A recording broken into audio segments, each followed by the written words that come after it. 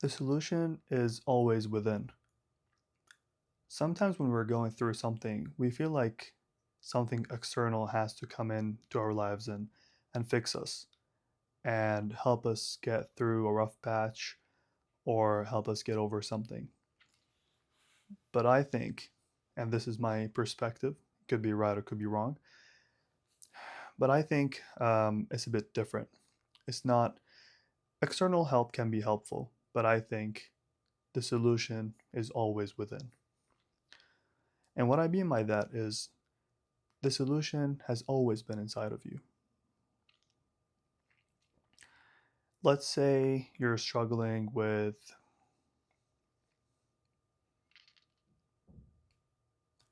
let's say you've lost someone you love and you've been struggling with grief. So you've been grieving that person and you feel like you need support. You feel like you need people to be there for you, which is true. Obviously, people need that. That's very important to ease the pain of the bereavement. However, what I mean by the solution is always within is at the end of the day, people can't really fix you or they can't really get inside of your heart and change whatever is going on. So the solution is always within. You're the person who has the agency and control over yourself, and you're the only one who can change that. You can change your inner state, and you can always ask for help and get some external support.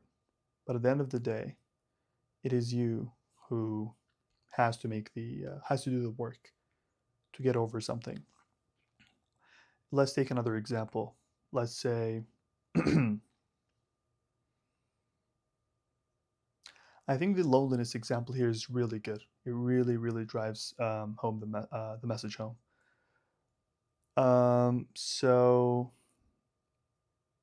because I've seen this quite a lot. So, lonely people, they say, like, oh, if only I get, I don't know, into a relationship or something, that will fix my problem. Or if I make new friends, that will fix my problem. Or I'm not making fun here. I'm not making fun of people. All I'm saying is this is what you naturally think of. Like, I need something that comes into my life and help me change it. And I've heard this from someone actually who I used to be close with. They told me that I need someone. And I told them, okay, I understand that, but you have to do the work yourself, and the solution is within you. You already have the solution within you. You just need to slow down and listen to your thoughts and listen to what your body is telling you. I know this sounds a bit vague, but I'll expand on it. And they told me, no, I will only be able to improve if I get the support, not the other way around. So it's not like I can improve and then when I improve, things will come my way. No, I need external support from the start to to help me get back on my feet, if that makes sense. Which in some cases, I believe that's warranted.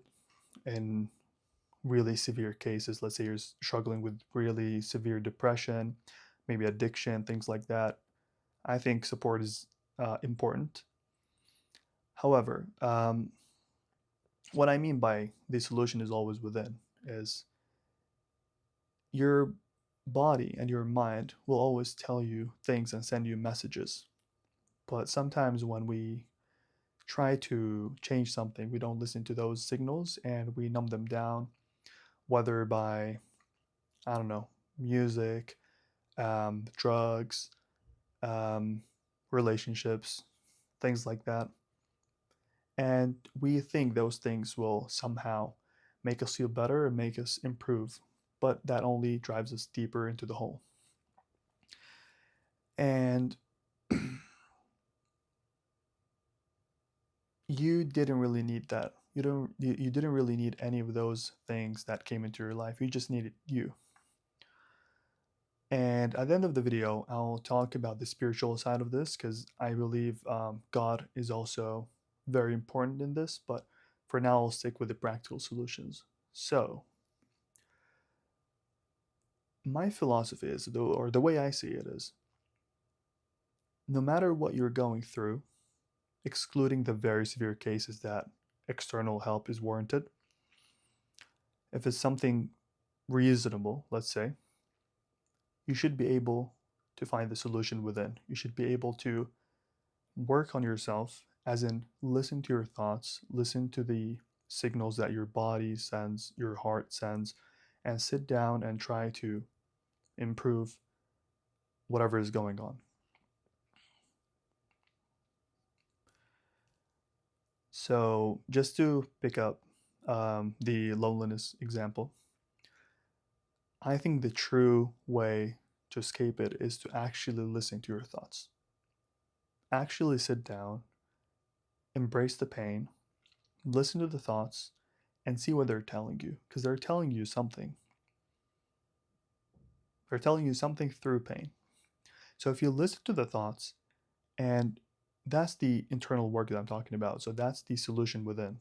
So you listen to the thing inside of you, and then you should be able to um, improve your loneliness through getting more in touch with yourself. And you didn't need anyone. You didn't need um, friends. You didn't need a partner. You didn't need therapy. And I'm talking as someone with a lot of experience in this.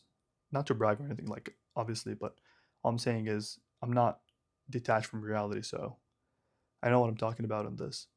But some people can have a different experience, so I'm not. This is not generalizable, I guess, for every single person in the world. But my point is, you should be able to escape the loneliness without anyone. Because think about it. If you're stranded in an island and you're feeling lonely, and there was someone else with you who wasn't feeling lonely, even though you're in the exact same situation, and let's say you two are not talking to each other in the island, like you're living on separate parts of the island. So you're alone, they're alone, but they're not experiencing loneliness like you are. So the work that can be done internally can remove the loneliness without actually getting friends or um, partner or things like that. That's my take. And there are things that can help with this. As I said, like spirituality plays a big role in this, but I'll talk about it at the end. So I'm not a fan of the sort of recent philosophy that you don't need anyone, you just need yourself, just be yourself's friend, and you don't need anyone. No, I don't agree with that, because we're human beings, so we need people. But all I'm saying is the actual solution should be from within.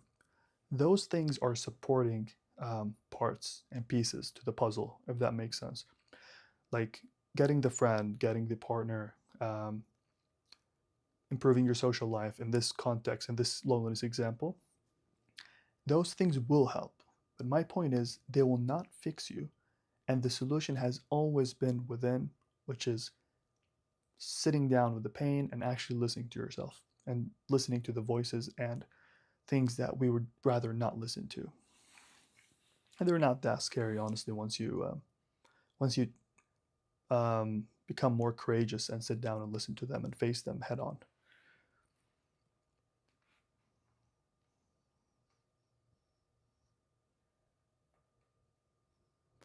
Trying to think of other examples. Okay, let's say dieting. Let's say you're trying to eat more healthy.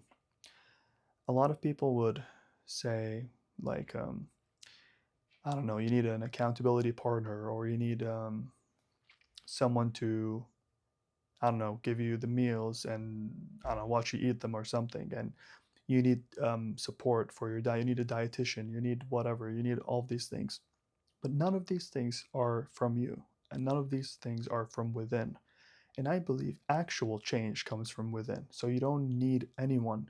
Okay, what I'm trying to say is the rule that I'm thinking of is you normally shouldn't need anything or anyone to change for the better, no matter what you're doing. So in this dieting example, improving your diet and losing weight or gaining weight, whatever your goal is, it should come from within, and that change should be possible on your own without anyone's support. Why? Because we're human beings and we have this ability to change without needing support as such. Because think about it. Think about the other extreme of this example. So imagine you can't do anything in life without support and without anything. You need something external. So to diet, you need a friend who's dieting with you to feel motivated, or to go to the gym, you need a gym buddy, or I don't know, with the loneliness example, you need friends and things like that to actually begin to improve and heal. Or let's say you're grieving, as I said at the start, you need people to always be there with you, and when they're not there, you just revert back to being sad. And I think this over dependence can be um, can be a problem because it can make you think that you need something external and you're waiting for something to come and help you and rescue you, as if you're not strong enough, if that makes sense. Because I believe it sort of teaches people that they're weak and that they can't do anything by themselves, and that they always need support from outside, which is not true. I think everyone is capable of doing change and improving without anyone's support. But support is welcomed, if that makes sense. I'm not at either of those extremes, if that makes sense. I'm not with the you don't need anyone or you need people for every single thing. No, I think you've always had the solution within.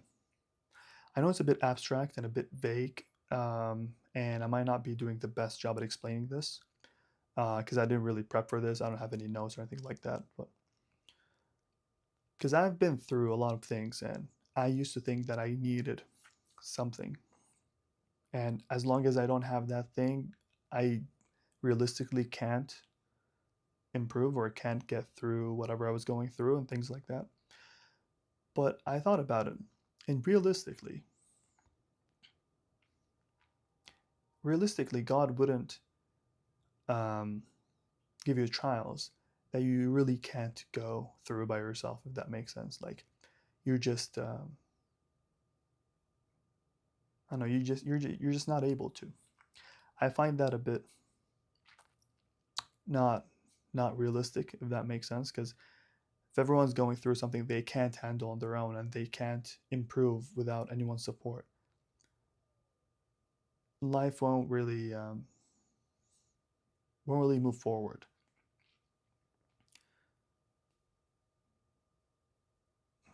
Yeah, this one is a bit abstract, to be honest. I'm sorry, it might not be the clearest example, but yeah, when I was going through those things, I thought I needed something, but then I realized that I've always had the answer, and I realized that I've always had the solution within, and I've always was able to change, if that makes sense. So I realized that those things, the external things that we sometimes can get attached to, can actually make us not improve as quickly because we keep thinking of those things and we keep putting our efforts into attracting those things or gaining those things or getting those things.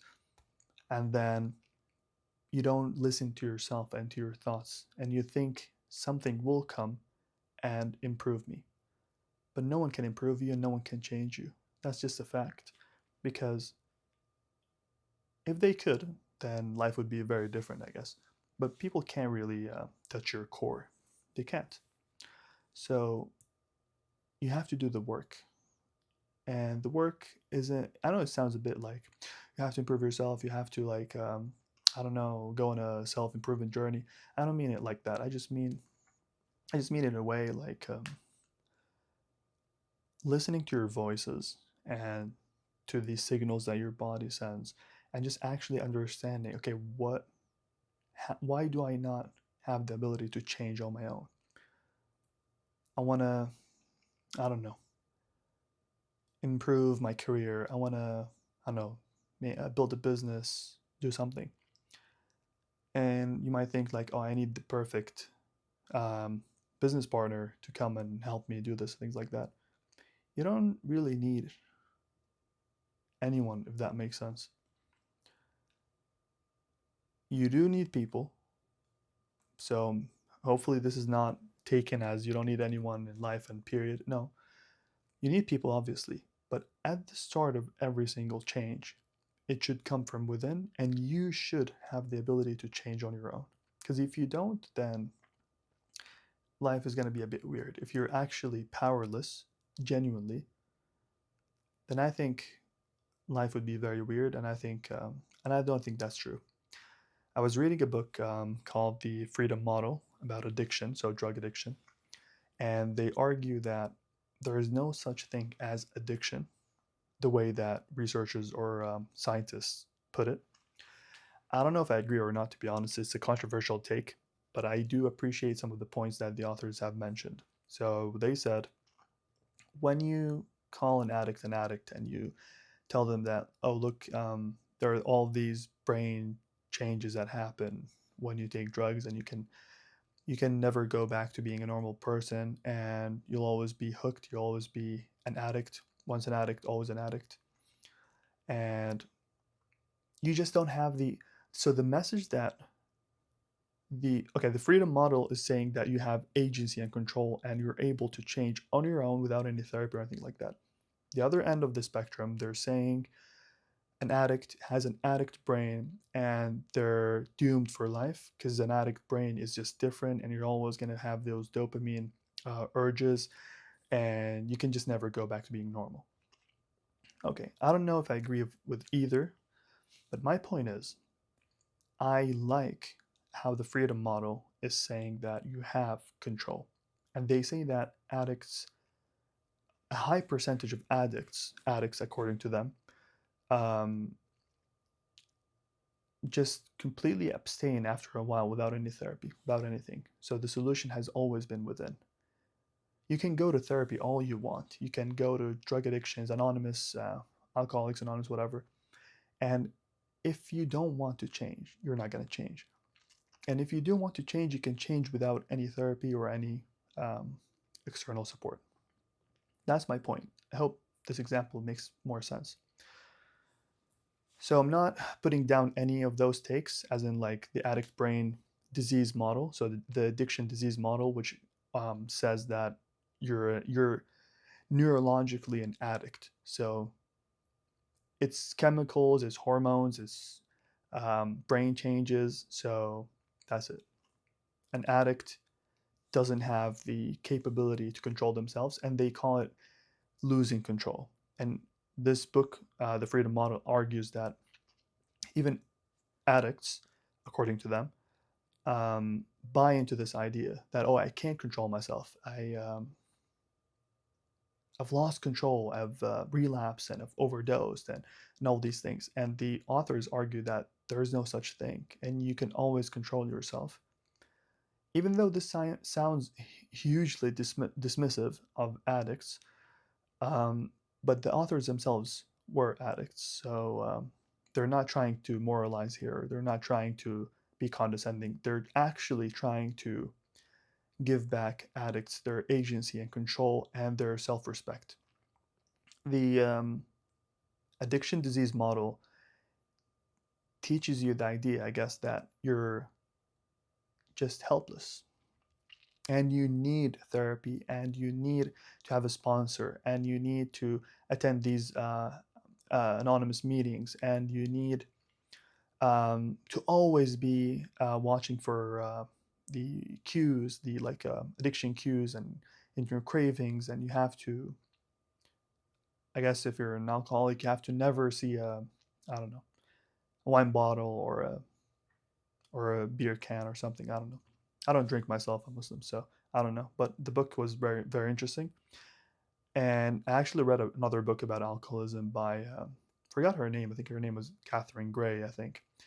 It's called, what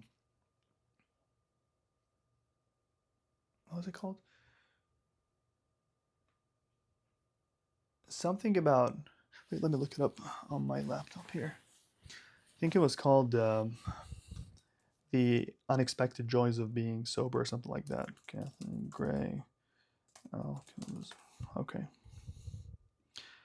Yeah, The Unexpected Joy of Being Sober by Catherine Gray. And it was amazing. So she ended up um, getting cured from alcoholism, and she just doesn't drink at all now, and she's healed. She's cured. And this long example was me trying to explain that the solution is within. We are the ones who decide whether we want to improve or whether we want to stay stuck.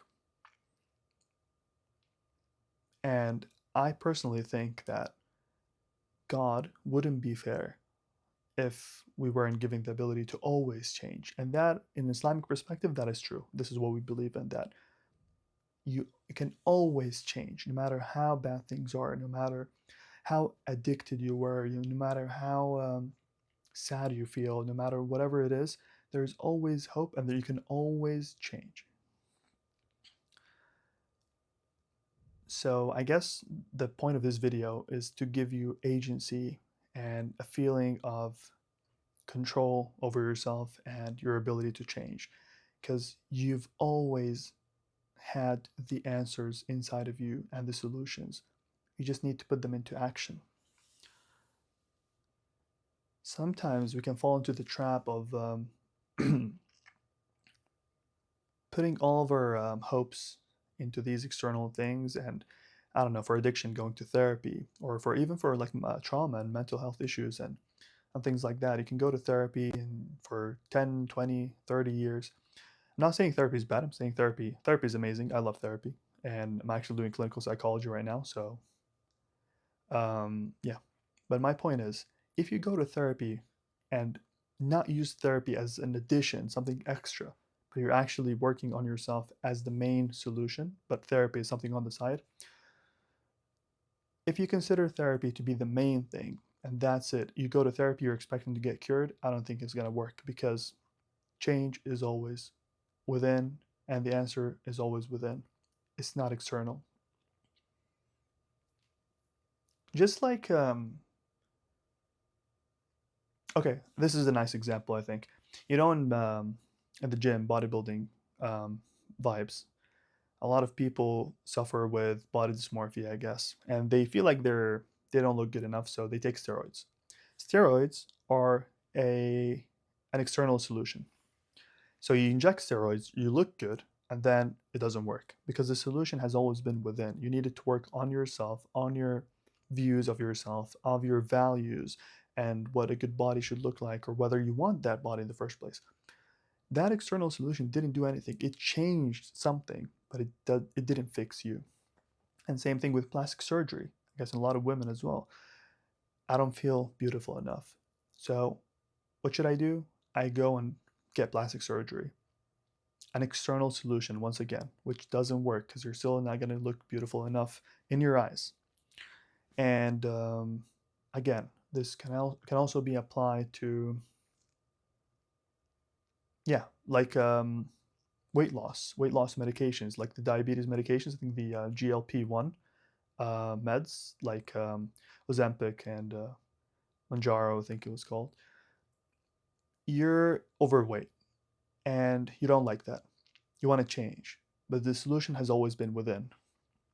But you fall into the trap of seeking external solutions. So you go ahead and get that injection, and boom, you've lost weight and you still don't feel great. Those injections might be helpful for you as an addition again, but the actual solution should come from within, because it all comes down to personal beliefs and what you believe about yourself and your capabilities and what you can do.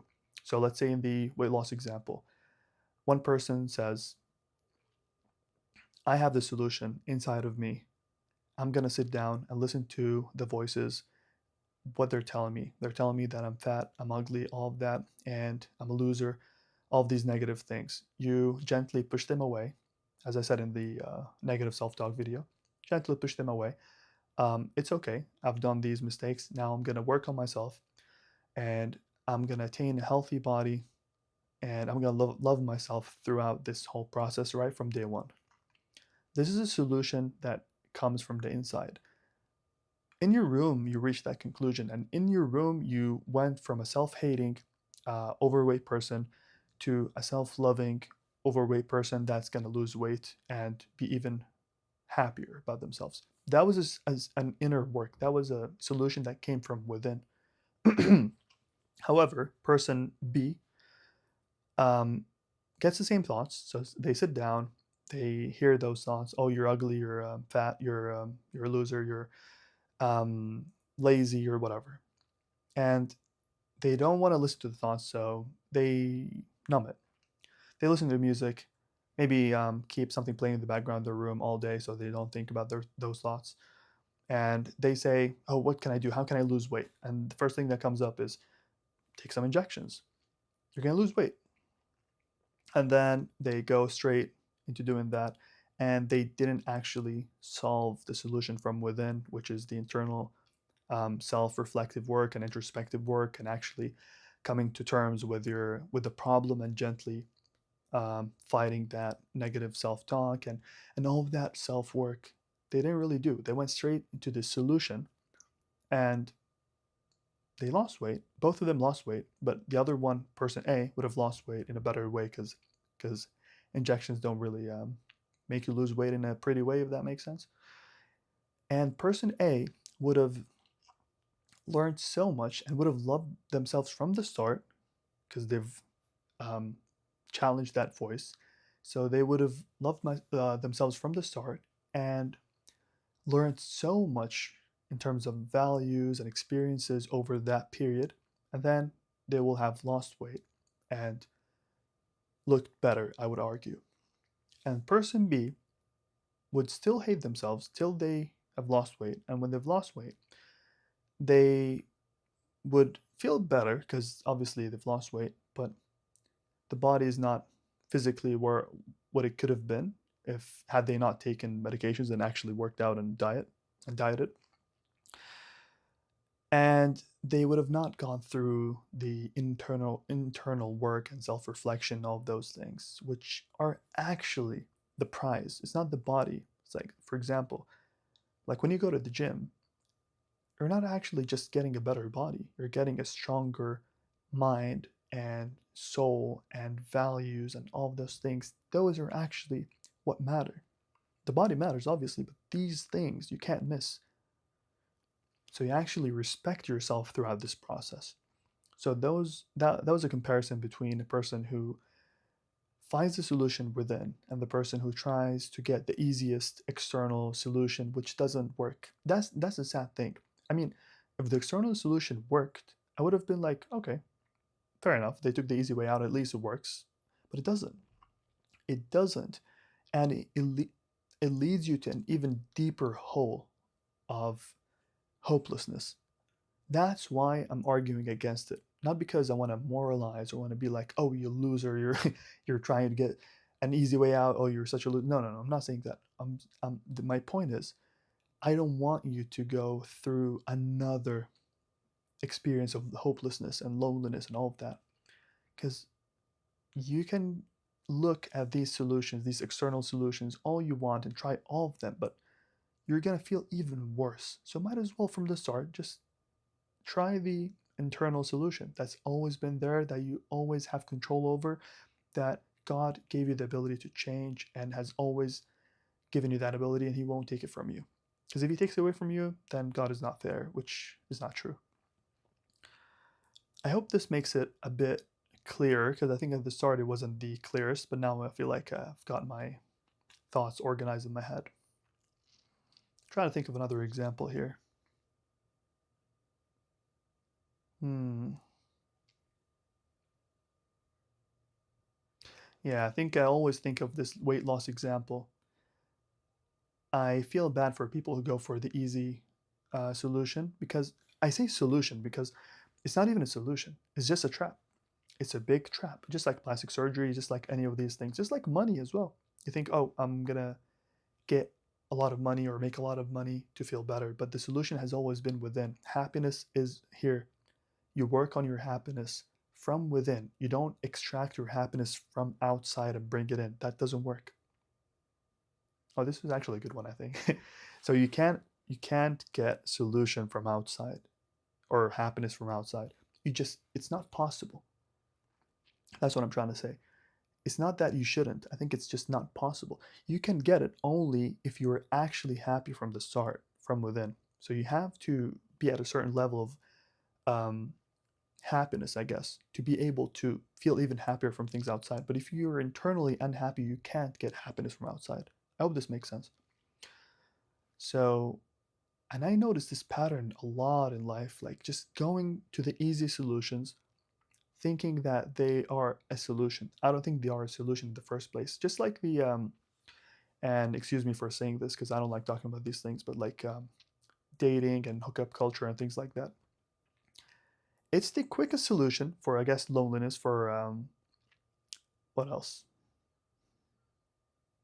I guess for sexual temptations, whatever, urges, whatever it is.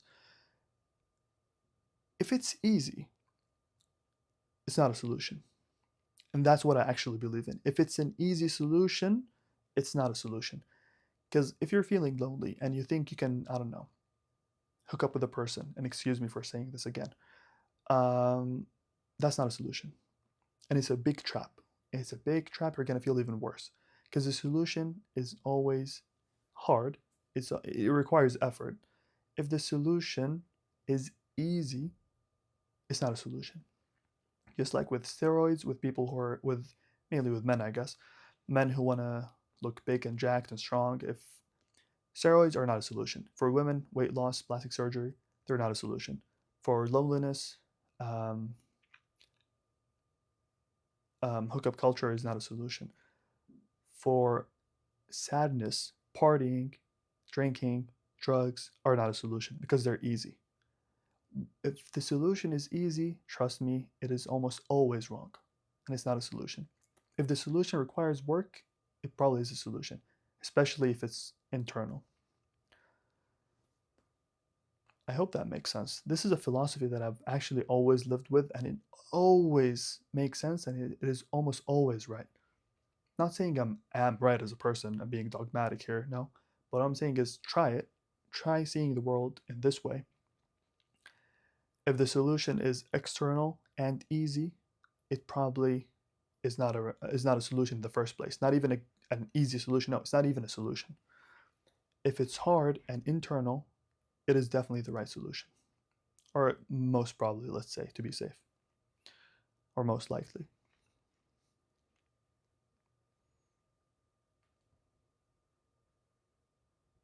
Let's say you were born with a funny nose. And I say funny even though God doesn't make funny noses, so all noses are beautiful. But my point is, you see it that way. Quick solution, plastic surgery. A lot of people say they feel better about themselves, but I argue that the actual solution is sitting down, working on the insecurity, working on this feeling. It will take time, it will take effort, but you'll end up stronger and more confident and more self loving. And you didn't need to pay anything for plastic surgery, and you didn't need to change your beautiful face. You didn't need to disfigure yourself and be someone else to escape those things and that pain. I hope this makes sense.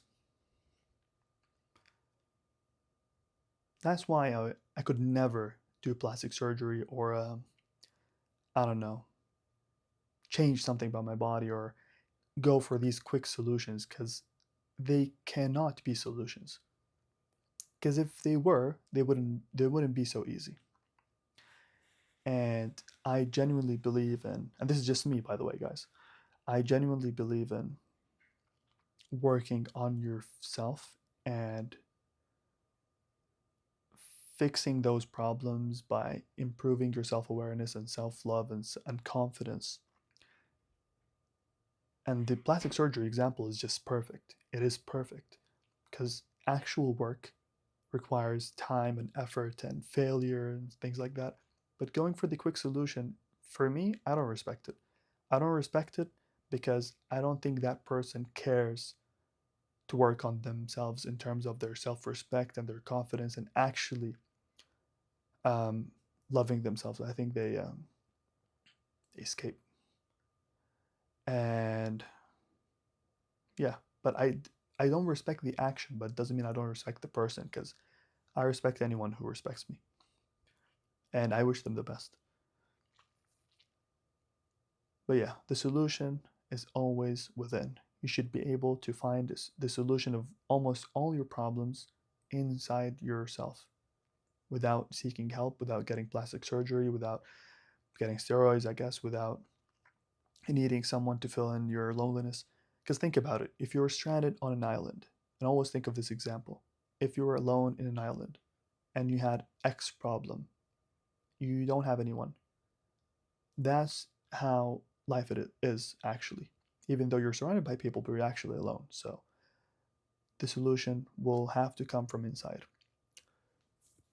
Just that same as an example, same as the example with the hookup culture, which a lot of people unfortunately fall into as a sedative, as an anesthetic, as a solution, a quick solution for loneliness, because they don't want to sit down and listen to their voices and do the internal work, which is beautiful, because when you do the internal work, you're going to come out a much stronger, more confident, more beautiful, more self-loving person. You want to do that because you want those benefits. You want those benefits. When you go for the quick solution, you don't get those benefits. You get the opposite. You start hating yourself more because you're going to be stuck in this problem longer, and you're going to get the consequences of those quick solutions, because a quick solution will come with a lot of consequences. GLP-1 medications have side effects. Hookup culture, I don't need to tell you. Drugs, I don't need to tell you. Alcohol, and alcohol is a drug, by the way, so same thing. If the solution is quick, it will have a lot of side effects. It won't allow you to go through the journey of improving yourself and loving yourself and being more confident. And it is not even a solution. So you're just wasting your time and you're getting even more traumatized in the process. Real confidence, actual solutions, real life improvement, and getting over your problems is within, is within. And it should take time and it shouldn't be easy. If the solution is easy and doesn't take time and also requires money, this is something else as well, it is probably not the answer. When I say it requires money, I'm thinking things like buying drugs or buying. I hate saying these things honestly because I don't like to talk about these things, but um, like sexual services, um, buying objects, materialism, thinking that's another quick solution for sadness, which doesn't work, because actual happiness is attained through sitting with yourself, embracing the pain, and slowly but surely move towards a more self-loving experience and life. And I think this is the right time also to move on to the spiritual talk of this video. Actual solution, it comes from a lot of self-reflection, and in the example of sadness, sitting alone and trying to get to know God better, trying to improve yourself internally, because for us Muslims, Allah says that He doesn't change what's within us until we change what's within us. Same principle, external help is not it. So He's not going to give you the external help without you changing first, because you need to change first. The change needs to come from within for it to make sense and for you to actually improve. Because if I come right now and fix all your life problems just like that, you will still be the same person. So you're going to go back to that, and even maybe even worse, because you didn't go through the journey, you didn't go through the failures. You're going to fail a lot when you go for the internal solution, but it is the right one because it's hard. If it's hard, it's the right one. Just like those people who inject like oil into their muscles and they look stupid. They went for the easy solution. Okay, the side effects, they get infection, they look silly. They don't even benefit from those muscles. They're not even muscles, they're oil. And they went further away from their actual solution, which is sitting down and listening to your thoughts and actually finding the solution within. And this context of spirituality, the external help, the only external help you need is from God. Again, just to reiterate this point, because some people don't get me wrong, at some point you're going to need help from people, you're going to need support from people. These things are extras, something on the side, the appetizer, the side dish, not the main thing. The main thing is you and God. So, okay. So God has the ability to actually change you, like fundamentally change you. But for us, in this, and I'm Muslim, so I'm speaking from Islamic perspective here, He won't change you until you change yourself. But if you change yourself, He will actually change you. So it doesn't like, it's not like He's just giving you this rule like change should be from within, and then you try to change, and then, oh, you've done it yourself. Good for you. No, it's not like that. So you take this step, and then He will actually change you in the process. So that's the support that you need, if that makes sense. That's why at the start I said that I'm not a fan of you don't need anyone, because you need God. And you also need people, but again, to a lesser degree, for sure. It's similar to the example of Maryam, peace be upon her. I guess in English, Mary, peace be upon her. When she was pregnant and she needed to do something, God told her to shake the palm tree. So days would come falling down and she would eat them because she wanted to eat. He could have given her the easy solution, the external solution. He could have, I don't know, shaken the palm tree. God can do anything, so he could have done that, and she could have eaten the dates without doing anything.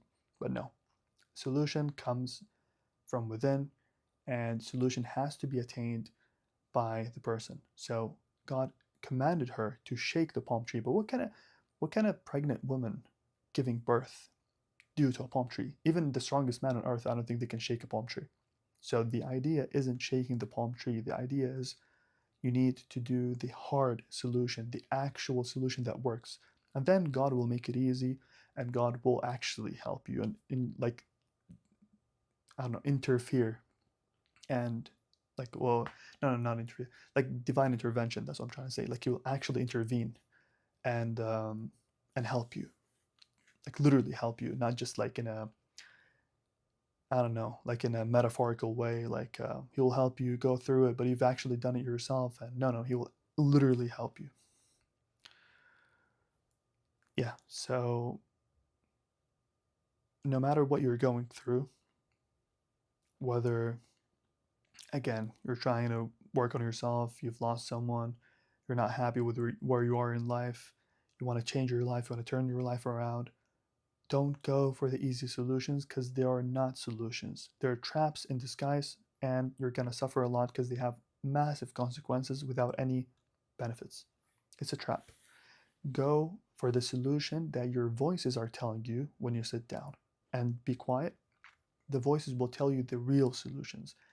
You're gonna try to numb the voices, or numb the pain, or silence the voices, let's say, because they're hard. You don't want the hard solutions because you're already struggling. So when you're struggling, it's not intuitive to go for the hard solution because you're struggling. It's like Mary, Maryam, peace be upon her, when she was in pain, in labor, and she was asked to shake the palm tree. It's not intuitive, because when you're in pain, and I'm sure anyone who wants to change is going to be in pain, not physical pain necessarily, but you know what I mean.